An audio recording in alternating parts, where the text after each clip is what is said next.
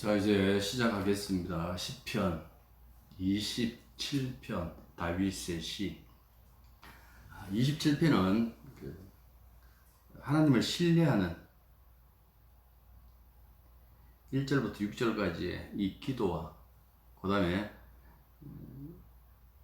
도와달라고 부르짖는 7절부터 12절, 그리고 나머지 2절, 여기 보면 야훼를 기다리라는, 주님을 기다리라는 격려를 담고 있는 마지막 그 2절로 구성되어져 있습니다. 첫 번째 달력인 1절부터 6절까지는 야훼의 보호하시는 능력에 대한 확신을 노래하고 있죠. 1절 보시면 야훼 하나님에 대한 그 은유적 묘사로서 3가지 단어가 나와요. 빛, 그리고 구원, 그 다음에 내 생명의 능력하고 이렇게 말하고 있죠.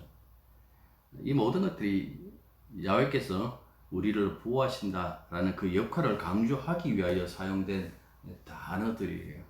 그러니까 이 3단어를 보시면 항상 이렇게 생명과 관련되어 있잖아요. 구원도 그렇고 생명의 능력도 그렇고 모든 것이 다 주님으로부터 온다라는 그 사실에 대해서 고백하고 있는데, 이 고백을 함으로 말미암아 그 다음에 덧붙여 가지고 시인은 여기에다가 후렴구를 붙여요. 내가 누구를 두려워하리요, 내가 누구를 무서워하리요 라고 이렇게 2번에 걸쳐서 이 후렴구를 붙인다라는 그 말씀이에요. 확신하는, 주님을 확신하는 그 근거의 역할이 무엇인가라고 했을 때 주님은 빛, 구원이시고 내 생명의 능력이라는 이 고백 속에 있다라는 그 말씀입니다. 야훼를 향한 자신의 어떤 그 신뢰, 자신의 믿음, 이렇게 얘기할 수 있는데요. 그것을 흔들 만큼 심각한 것은 이 세상에 아무것도 없다라는 그 고백이에요. 굉장하죠. 우리는 툭하면 믿음이 흔들리는데 이 시인은 그 고백을 해요.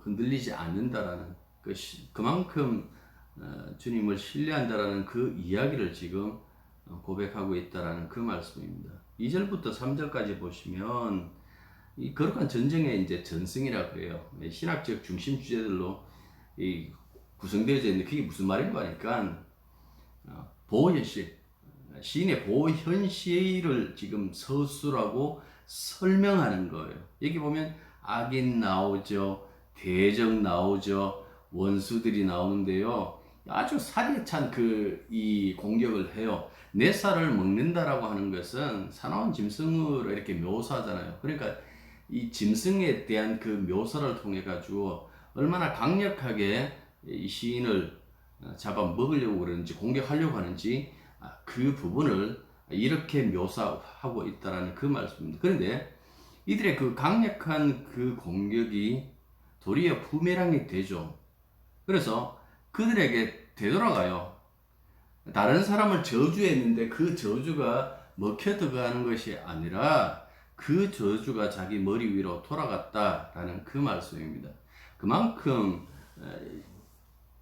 적들의 이 모든 공격을 무산시키시고 또한 거기로부터 당신의 백성들을 구원하신다라는 그 모습을 지금 시인은 이렇게 기도하고 노래하고 있다라는 그 말씀이죠. 그래서 아무리 강력한 군대가 자신을 포진한다고 할지라도, 포위한다고 할지라도 그것조차도 내게 두려움이 되지 않는다라고 이렇게 고백해요. 왜 그렇게 고백하는가 하니까 앞서도 그 얘기를 했잖아요. 빛, 구원, 생명의 능력, 오직 야훼 하나님으로부터 나온다라는 이 고백을 했는데, 여기서도 2절과 3절에서도 동일하게 그 얘기를 해요. 야훼 하나님이 더 우월하다는 이야기예요. 세상의 그 어떤 강력한 힘보다도 창조주이시며 구원하시는 야훼 하나님이 더 우월하시기 때문에 이 구체적인 위험들이잖아요. 이 위험들이 그분 안에서 반드시 극복될 것이다 라는 그 확신을 가지고 이런 노래를 하고 있는 거예요.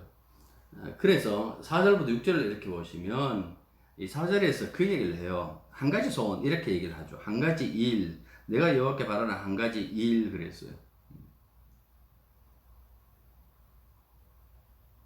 우리는 뭘 소원을 가지고 있죠? 많잖아요. 이것도 해주시고 저것도 해주시고 뭐 이렇게 얘기하는데, 여기는 시인은 여호와께 바라는 한 가지 일, 야훼 하나님께 바라는 한 가지 일, 우리 주님께 바라는 한 가지 일하고 이렇게 얘기를 하고 있어요.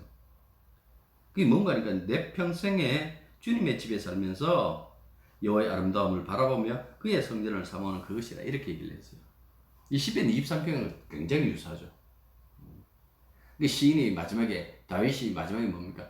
야훼의 집에서 영원히 거하겠다라고 그렇게 고백했는데, 그 고백처럼 여기서도 한 가지 일하고 내가 한 가지 소원이 있습니다라고 했는데, 그게 뭔가니까 바로 야훼의 집에, 그 집에서 야훼의 아름다움을 바라보고 그 집을 사모하는 그것이다 라고 이렇게 얘기하고 있는 거예요. 이 고백은요, 시인의 이 삶 속에서 만들어진, 두드러진 확신이에요. 그냥 입 빨린 소리가 아니다라는 그 말씀이에요. 신학적인 어떤 이 이해를 가지고 말하는 것도 아니에요. 오직 하나만 구하겠다라고 했을 때에 이 사람이 오직 하나를 구하기 이전까지의 그 삶의 모습은 분명히 여러 가지 갈등 구조가 있었을 거예요. 이 27편하고 73편이 이렇게 대조해 보면요, 시인의 그 어떤 이 생각이 다르지 않는데요.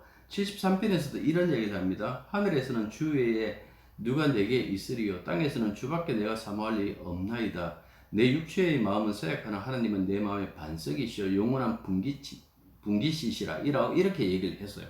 그러니까 오직 야훼의 보호, 야훼의 사귐, 이렇게 간청하고 있는데, 이건 시편 27편의 시인과 다르지 않다라는 그 말씀입니다. 이 시인들은요, 삶에서 신앙을 분리하지 않아요. 그러니까 삶에서 우선순위를 붕괴시키질 않아요. 소원이 뭔데? 하나만 얘기해봐라 라고 하면 항상 그 한 가지가 바로 사절이었다라는 그 말씀입니다.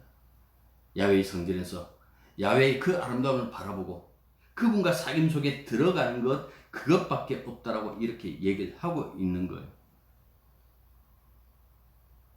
여러분들, 구약의 성도들이 바랬던 이 성전에서의 머물러 있는 그 모습, 그걸 굉장히 이렇게 사모했잖아요. 그러나 영원히 머물러 있지를 못해요. 순례를 통하여 올 수밖에 없었고 절기를 따라 올 수밖에 없었죠. 그런데 신약의 성도들인 우리들을 가만히 생각해 보십시오. 우리는 지금 구약의 성도들처럼 하나님의 이름을 두신 그 성전을 앙망하고 거기서 드리는 그 제사, 그거 바라보면서 저기서 살고 싶다라는 그 소망을 내뱉는, 그것을 고백하는 구약 성도들과 다르잖아요. 이게 무슨 소리냐니까 우리는 이미 성전되어 버렸어요. 우리가 성전이에요. 신약은 성도들이 성전, 이 교회가 한 세 사람이 되고 성전이 됨으로 말미암아 주님이 항상 우리와 동행하시잖아요.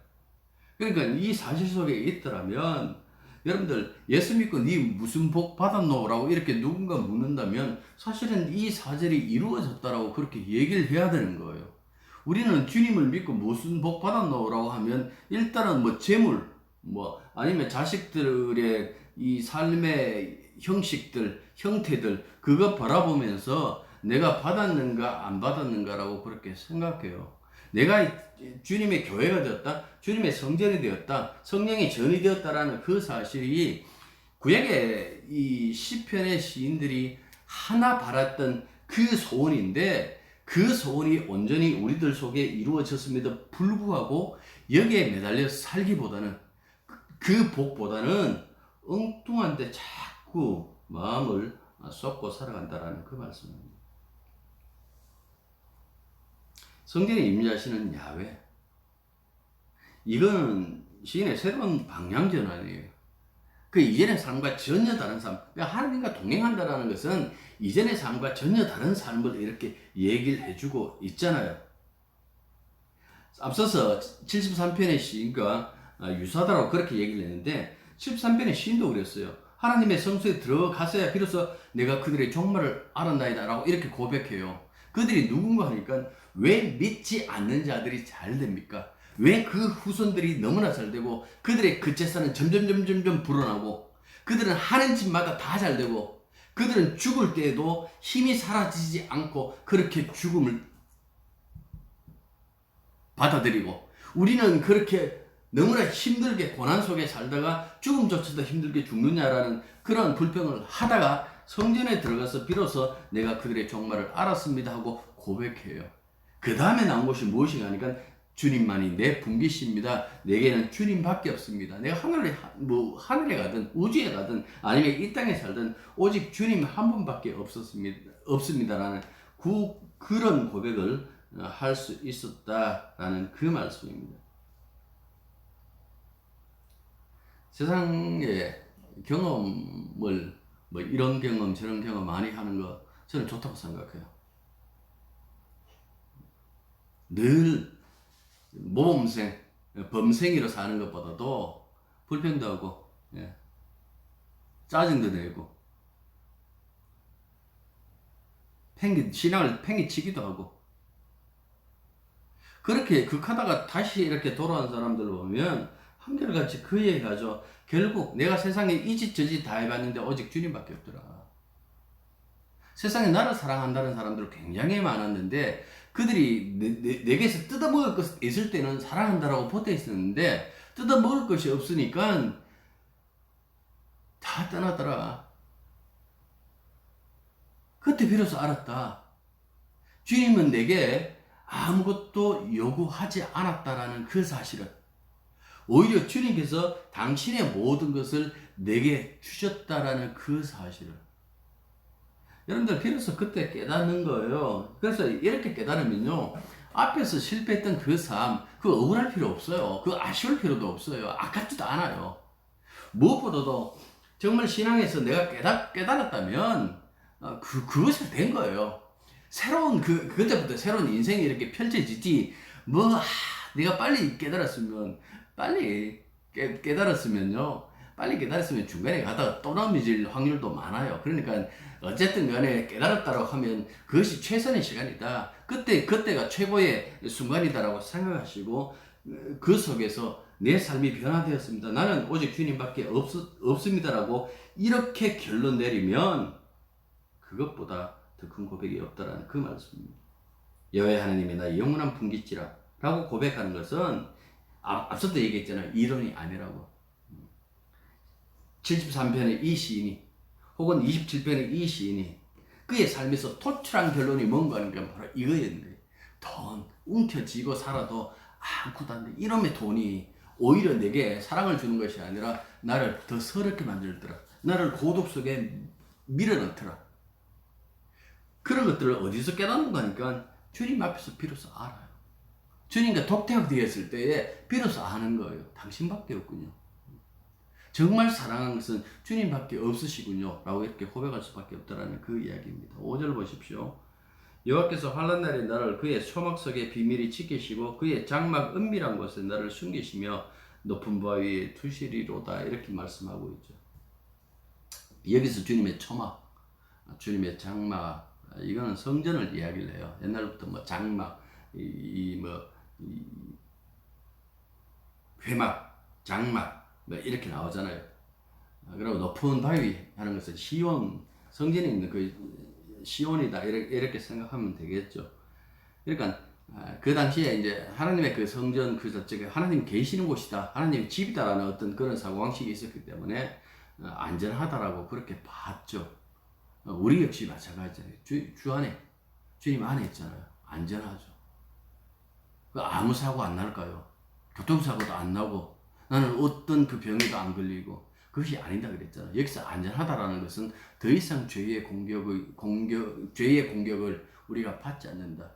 죄의 저주를 받지 않는다. 악의 세력들을 우리를 향할 수 없다라는 것. 그런 측면에서 안전하다라고 그렇게 얘기를 하고 있는 거예요. 그래서 6절 보시면 제사가 굉장히 즐거워요. 여기 보면 노래가 가득하고 이 함성이 가득한 이 즐거운 제사, 찌부의 테루아라고 이렇게 되어 있어요. 그 축제의 그 함성 지르는 그 함성처럼 이 제사를 가리키는 거예요. 구원의 날이죠. 그러니까 예배가 굉장히 즐거운 거예요.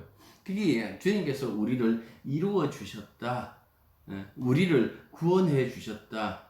당신의 그 뜻을 우리에게 펼쳐주시고 이루어 주셨다. 이런 어떤 이 찬양, 이 함성의 예배는 여러분들 미리 앞당겨가지고 보고 싶으면 계시록 읽으면 돼요. 7장, 14장, 그 다음에 그 뒤편에 이렇게 가면요. 어떻게 우리가 주님의 그 존재 앞에서 모여서 정말 함성을 지르며 찬양을 부르는지 그 모습이 분명히 나온다라는 그 말씀이에요. 그러니까 왜 거기서 함성을 지르고 왜 그렇게 소리 높여 찬양할까요? 구원이 이루어졌으니까, 주님의 그 구원이 이루어졌으니까 그 구원에 참여한 자들이 다 그렇게 주님을 향해서 찬양을 한다라는 그 말씀입니다.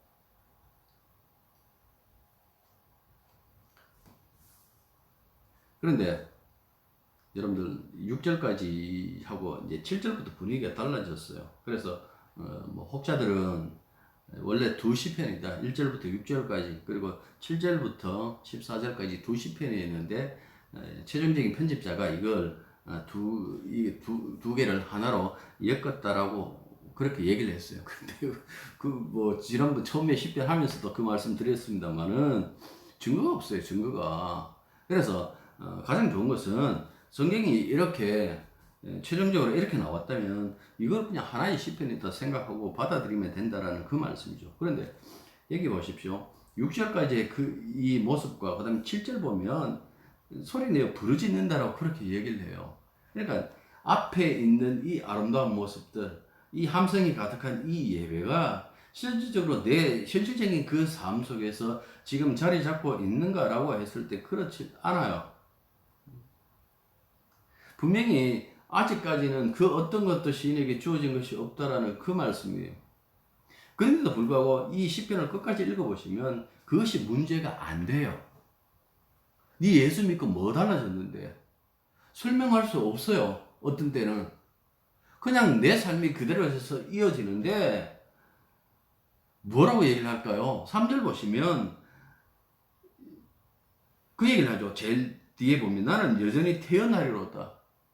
왜 태어납니까? 주님을 신뢰하기 때문에 태어나다라는 그 말씀이잖아요. 그러니까 지금의 그 현실 속에서도 나는 여전히 주님을 신뢰하고 있다라는 그 이야기를 지금 시인이 해주고 있는 거예요. 이걸 갖고 성도의 삶이다 라고 이렇게 얘기를 하는 거예요. 성도의 삶은 다른 것도 아니에요. 성도의 삶은 시간을 쪼개가지고 예배당에 나와가지고 찬송하고 예배드리고 그렇게 적당히 헌금하고 돌아가는 그것이 성도의 삶이 아니라 성도의 삶이라는 것은 나의 모든 사람들 속의 삶이 오직 주님의 그 신뢰성, 주님을 향한 그 신뢰 위에 든든히 자리 잡고 있는 것을 가지고 성도의 삶 이렇게 얘기를 하고 있는 거예요. 바울의 그 이야기를 우리가 이렇게 이 서신서를 통해서 이렇게 볼 때마다 바울이 그런 얘기를 합니다. 지금 주님께서 약속하신 모든 것을 지금 누리는 그 시간이 아니다라고 얘기를 했어요. 지금은 인내하는 가운데, 지금은 소망 가운데서 인내하는 시간이다라고 그렇게 말씀하고 있어요. 그 대표적인 로마서 8장 23절부터 제가 읽을게요. 그뿐 아니라 또한 우리 곧 성령의 처음 익은 열매를 받은 우리까지도 성령의 처음 익은 열매, 그 예수님을 받았던 우리, 복음 속에 있는 우리, 하나님의 자녀가 된 우리까지도 속으로 탄식하며 양자 될 것, 다시 말해서 곧 우리 몸의 속량을 기다린다라고 그렇게 말씀하고 있어요. 몸의 속량하는 것은 부활을 이야기를 하죠. 주님처럼 우리도 부활할 영광의 몸을 입을 때를 그렇게 얘기를 하고 있잖아요. 그리고 이렇게 얘기를 합니다. 우리가 소망으로 구원을 얻었음에 보이는 소망이 아니니 보는 것을 누가 바라리요? 만일 우리가 보지 못하는 것들을 바라면 참음으로 기다릴지니. 보지 못하는 것들이 뭐예요? 주님처럼 부활하는 것. 그는 아직 볼 수 없는 거예요. 내가 부자 되게 해달라 했더니 부자 되었습니다. 보이는 것은 소망이 아니다 그랬잖아요. 이거는 소망이 아니고 이건 복도 아닌 거예요. 아무것도 아닌 거예요. 보이지 않는 것. 지금은 눈으로 볼 수 없는 그 예수님이 다시 오셔서 우리가 주님과 함께 그 부활, 그 부활의 그것을 바라고 믿고 살아가고 있더라면 지금 어떻게 해야 된다고요? 참음으로 기다릴지니라 라고 이렇게 얘기를 하고 있어요. 두 번째 단락은 참고 기다리는 이 자들의 그 현실 속에서 강구해야 되는 그것을 말씀해 주고 있어요. 그렇다고 해서 7절부터 12절까지 이 말씀이요, 1절부터 6절까지가 전혀 상관없는 말씀이 아니고 그걸 기초로 해요. 주님을 신뢰하는 그 마음 가지고 지금 주님께 부르짖고 있다라는 그 말씀이죠. 그거 보면 뭘 얘기를 합니까? 원수로 붙어 있고, 이게 개인적인 사적인 원수가 아니다 그랬잖아요. 하나님의 원수라고 이렇게 얘기를 했어요. 그러니까 이 원수로부터 나를 구원해 주십시오라고 이렇게 구체적으로 얘기를 한다고요. 우리는 가끔씩 신앙이 이렇게 깊으면 뭐 문제거리에 대해서 뭐 부인해요. 그건 뭐 아무것도 아닙니다. 얼마나 믿음이 좋길래 그렇게 얘기를 할까요? 혹은 그거 그냥 나 잊고 살랍니다. 근데 여러분들, 대표적인, 신약의 대표적인 어떤 그 사도 이야기를 하면 늘 바울이 얘기를 하는데요. 바울 굉장히 예민했어요. 굉장히 예민하게 그렇고, 항상 그 사람들 앞에 나설 때 두려워 떨었다라는 그 얘기도 하신다고요. 그러면 그분이 믿음이 없어서 그런 거예요? 그러니까 좀 솔직해지자고요. 좀 솔직하게 주님 앞에 나 이거 힘들어요, 나 이거 솔직히 말해서 두려워요 라는 그 소리 하는 것, 그 소리 한다고 해서 그 사람 보고 야, 네 믿음 없네, 성경에서 그 얘기를 했지 않은가. 근데 막상 당사자가 되면요, 오히려 그렇게 큰 소리 쳤던 사람들이 더 흔들리거나 오히려 신앙을 등지고 도망가는 사람들이 의외로 많아요. 그런 걸 생각해 본다면 신앙과 상관없이 문제거리가 생기면 주님 앞에 주님 도와주십시오 하는 것, 그것이 정상적인 거예요. 7절 보십시오. 들으시고 긍휼히 여기사 응답하소서. 9절 보십시오. 숨기지 마시고 버리지 마소서. 11절과 12절 보시면 가르치시고 인도하소서. 내 대적에게 맡기지 마소서. 이 8가지 명령행을 통해서 지금 시인은 지금 자신이 환난 속에 있다라는 것을 얘기를 해요. 그렇다면서 왜 이 이야기를 할까요? 주님께서 지켜주실 것을 믿고 신뢰하기 때문에 이것을 지금 부르짖고 있다라는 그 말씀입니다. 여기 보면 얼굴 나오죠. 얼굴을 가리지 말라라고 이렇게 말씀하고 있는데, 언제 그 말씀을 제가 앞서서 드렸습니다만은, 하나님의 얼굴을 감추었다라는 것은 이거는 하나님께서 이 분노하셨다라는 어떤 하나의 사인이에요. 그러니까 하나님께서 환히 웃는 얼굴로 이 자기 백성을 돌아보셨다라는 것은 하나님께서 그들을 구원하신다, 그들에게 복 주시기 위해서 그렇게 하신다라는 어떤 그런 그 표현이에요. 하나님 얼굴 하니까 하나님 얼굴 보고 싶습니다. 모세는 덩어리 봤지만 나는 그래도 등짝보다는, 하나님의 등짝보다는 하나님의 가슴까지라도, 하나님 목이라도 좀 보여주십시오.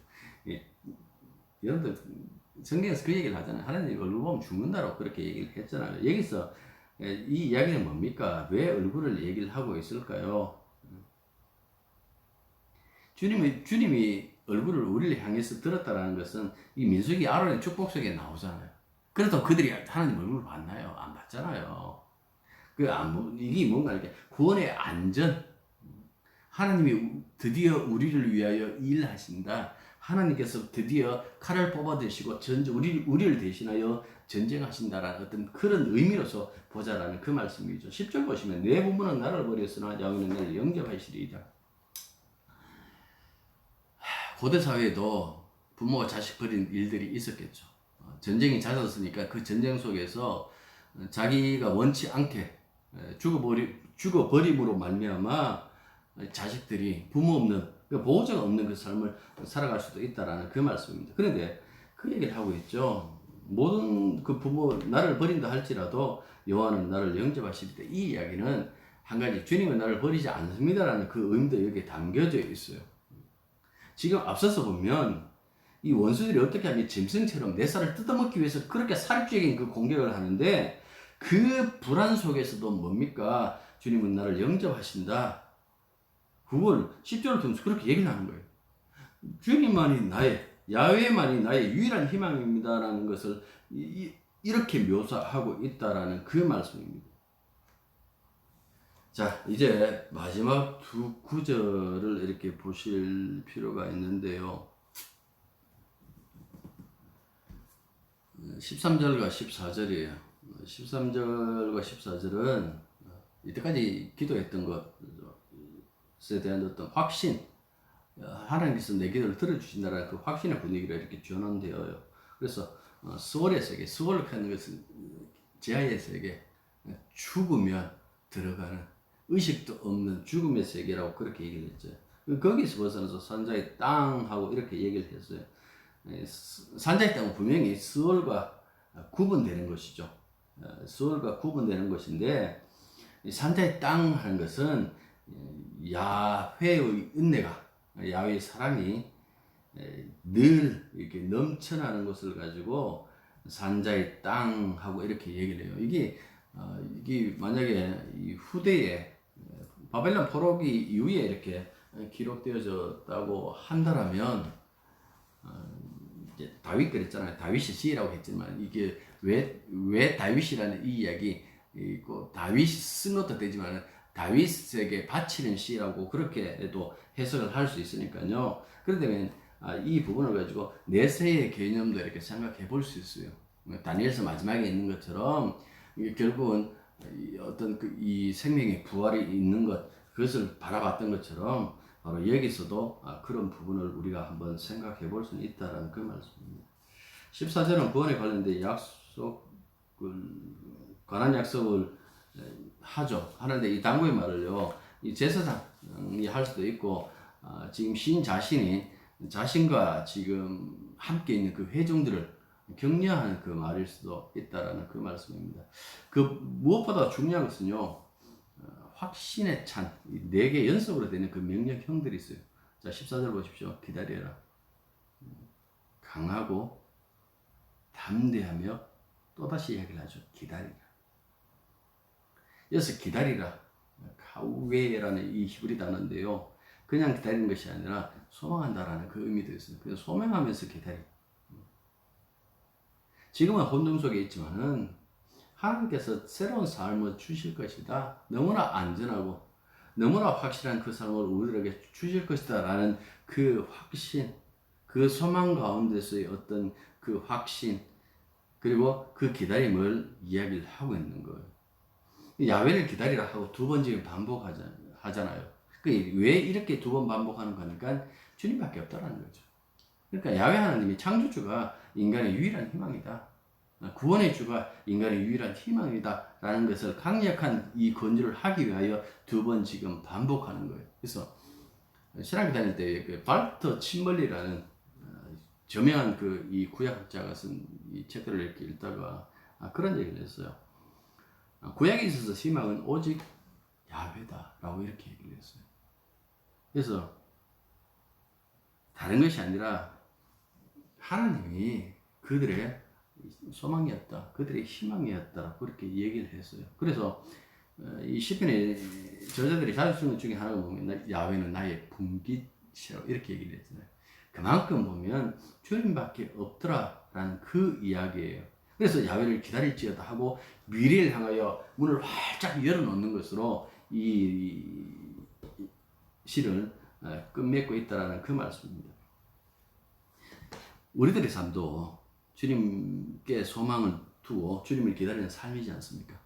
다시 오신다라는 그 약속 하셨어요. 다시 오신다라는 그 약속 위에서 신앙이 전개되어져야 되는 거예요. 그런데 그렇게 전개되지 않고 그것을 상실해버리면 신앙은 기껏 뭡니까? 예수님을 기다리고 그 안에서 믿음으로 살아가는 삶이 아니라 그때의 신앙은 뭐겠어요? 이 세상밖에 안 보이니까 세상에 매달려가지고 세상에 복 주십시오 하고 이렇게 복에 매달리는 미신이 될 수밖에 없다라는 그 말씀. 한국교회 대부분의 이 교인들이 어떻게 보면 이 미신에 매달려 있다라고 봐도 과언이 아니죠. 그만큼 어떻게 보면 세상에 매달려서 세상에 잘 되는 것이 하나님의 주시는 복인 줄 알고, 이게 사도계파 사람들이 그랬잖아요. 사도계파는 이 내사가 없더라고 그렇게 믿었기 때문에 그들이 있어서는 오직 뭡니까? 이 세상의 권력, 이 세상의 그 모든 이 복밖에 없었다라는 그 말씀입니다. 우리는 그렇지 않잖아요. 주님 다시 오신다 약속하셨어요. 그 약속 위에서 인내하고 다시 오신다라는 그것에 소망을 두면서 뭘 하겠어요? 난요 주님밖에 없어요. 난요 주님밖에 없어요.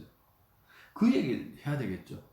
지난주 제가 이 이야기를 해야 되는데 원고에 써놓고는 제가 안 했던 것 단어 하나 있었어요. 그게 뭔가 갑질, 뭐 의뢰, 반격 뭐 이렇게 얘기를 하면서 마지막에 이렇게 쓰고 싶었어요. 우리는 세상에서 신앙질 하면 된다.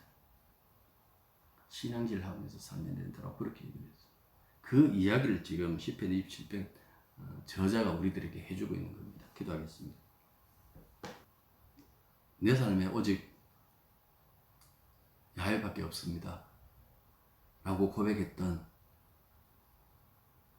시인의 고백이 오늘날 우리에게는 예수밖에 없습니다. 주님밖에 없습니다. 라는 고백으로 완성되었습니다. 주님, 이게 얼마나 복된 것인지, 주님과 함께 하는 것이 얼마나 복된 것인가 라는 그 사실을 잊지 말게 해주시고, 언제나 주님 다시 오신다라는 그 소망, 그 희망, 그 가운데서 우리가 이 땅에 신앙질하며 주만 바라보고 살아갈 수 있는 믿음의 사람들이 되게 해 주옵소서. 예수님의 이름으로 기도드립니다. 아멘.